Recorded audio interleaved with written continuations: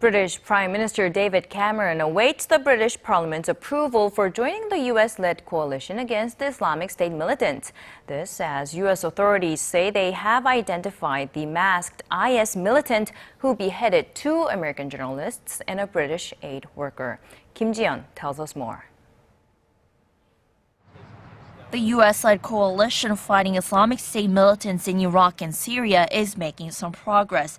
During a briefing with reporters in Washington, FBI Director James Comey said that the U.S. has determined the identity of the militant who beheaded 2 American journalists and a British aid worker in Syria.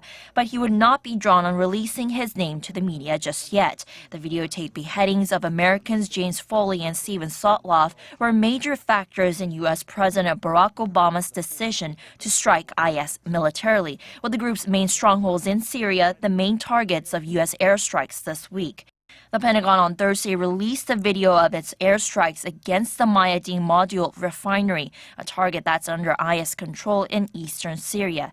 Attacks on oil refineries are intended to undermine the group's ability to finance itself from oil sales. The U.S.-led coalition to fight the extremist group is gaining momentum, as Britain announced on Thursday that it would join. Prime Minister David Cameron is waiting for Parliament to grant its official approval. Other Western allies of the U.S., including France, Australia, Belgium, and the Netherlands, have agreed to join the airstrikes in Iraq. But despite these developments, the Pentagon says it's too early to say whether the U.S.-led coalition is winning against the IS. A spokesperson pointed to Islamic State's continued access to financing, volunteers, and weapons, even after the aerial bombing campaign against them began last month. Ji-yeon, Arirang News.